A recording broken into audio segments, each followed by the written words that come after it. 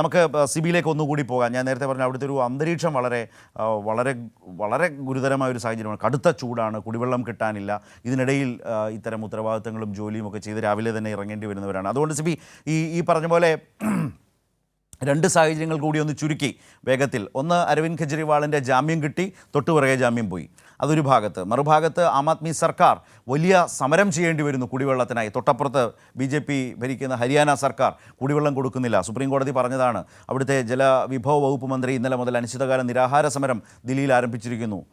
ഈ നിലയിലുള്ള ഒരു ദില്ലിയുടെ അന്തരീക്ഷത്തെക്കുറിച്ച് കൂടി ഒന്ന് ചുരുക്കി.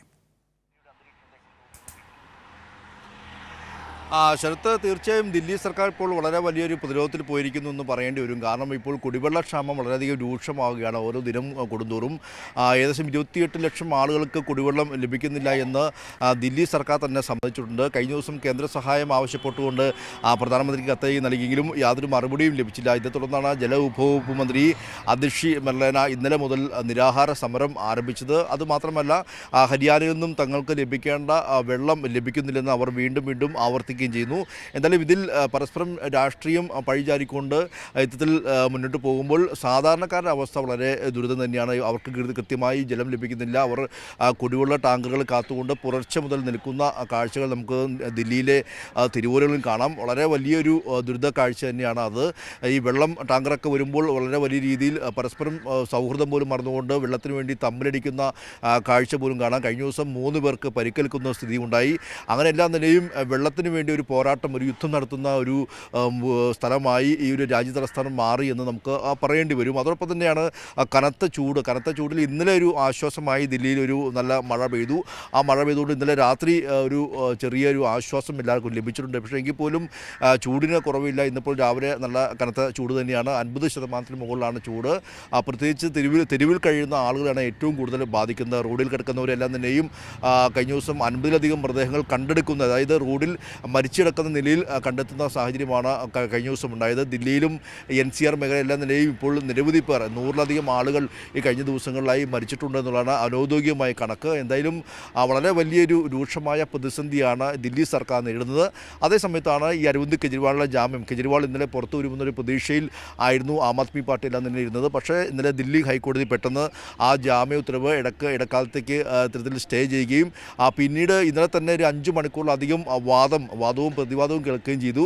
അതിനുശേഷം വിധി പറയാൻ വേണ്ടി മാറ്റിയിരിക്കുകയാണ്. പ്രധാനമായും ഒരു തലതിരിഞ്ഞ വിധിയാണ് ഇത് വിചാരണ കോടതി എന്നുള്ളതാണ് ED ഈ ഒരു അപേക്ഷയിൽ പറഞ്ഞത്. മാത്രമല്ല, ഈ അരവിന്ദ് കെജ്രിവാളിന് 100 കോടി രൂപ വാങ്ങിയതെല്ലാം തന്നെയും കൃത്യമായ മാപ്പ് സാക്ഷി അടക്കമല്ല അടക്കമല്ലാതിനെയും സാക്ഷി മൊഴികളുണ്ടെന്നല്ലാതിനെയും ഇന്നലെ വിശദമായ ഒരു വാദം ഹൈക്കോടതിയിൽ ഇന്നലെ ED നിർത്തി. അതേസമയം തന്നെ വിചാരണ കോടതി വിധിയെ പരിഹസിക്കുന്നതാണ് ഈ ഹൈക്കോടതി നടപടി എന്ന് ചൂണ്ടിക്കാട്ടിക്കൊണ്ട് അരവിന്ദ് കെജ്രിവാൾ അഭിഭാഷകനും ഇന്നലെ വാദിച്ചു. അങ്ങനെ വാദങ്ങളെല്ലാതിനെയും പൂർത്തിയായി ഇനിയിപ്പോൾ വിധി പറയാൻ വേണ്ടി മാറ്റിയിരിക്കുകയാണ്. 2-3 ദിവസത്തിനുള്ളിൽ വിധി പറയും. അതുവരെ കെജ്രിവാൾ ഈ ജയിലിൽ തുടരേണ്ട സാഹചര്യം ഉണ്ടാകും.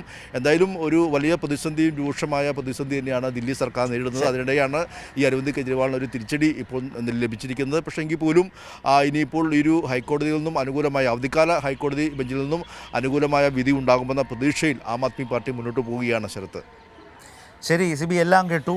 അവിടുത്തെ ദേശീയ വാർത്തകളിലാണ് ആകെ നിറഞ്ഞു നിൽക്കുന്നത് കേരളം. അതുകൊണ്ടാണ് രാവിലെ തന്നെ സിബിയോട് തന്നെ സംസാരിച്ച് തുടങ്ങാം എന്ന് വിചാരിച്ചത്. എങ്ങനെയുണ്ട് ഈ കടുത്ത ചൂടിലെ ദില്ലി ജീവിതം?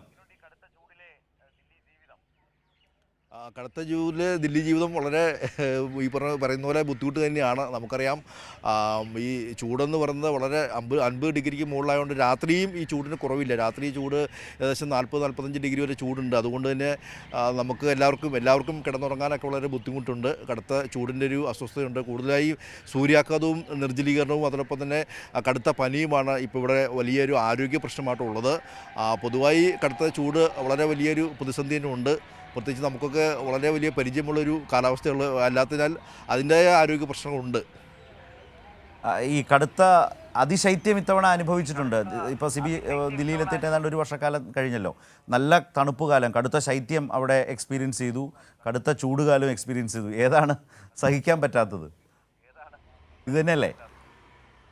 എനിക്ക് തോന്നുന്നത് സഹിക്കാൻ പറ്റാത്ത ചൂട് തന്നെയാണ്. തണുപ്പിനെ നമുക്ക് ഏത് രീതിക്കും പ്രതിരോധിക്കാം.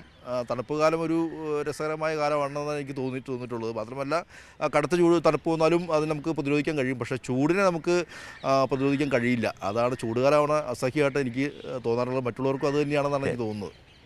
റൈറ്റ്. ഏതായാലും സ്വന്തം അനുഭവം കൂടി ചേർത്ത് ഇത്തരം കാര്യങ്ങൾ പറയുമ്പോൾ നമ്മൾ കാണുന്ന മനുഷ്യർക്ക് നമ്മൾ ആ ഒരു ചൂടിലേക്ക് എത്തി. നമുക്ക് തന്നെ അറിയാം കേരളത്തിൻ്റെ ഒരു ചൂടിൻ്റെ ഒരു അവസ്ഥ എന്താണെന്നുള്ളത്. അതിനുമൊക്കെ എത്രയോ മുകളിലാണ് ദില്ലിയിലും ഉത്തരേന്ത്യയിലും ഇപ്പോൾ അനുഭവിക്കുന്ന ഈ കടുത്ത ചൂട് എന്നുള്ളതാണ്. സിബിയാണ് ഇപ്പോൾ ദില്ലിയിൽ നിന്ന് വിശദാംശങ്ങളെല്ലാം നമ്മളുമായി രാവിലെ പങ്കുവച്ചത്. വളരെ പ്രധാനപ്പെട്ട വാർത്തകളാണ്.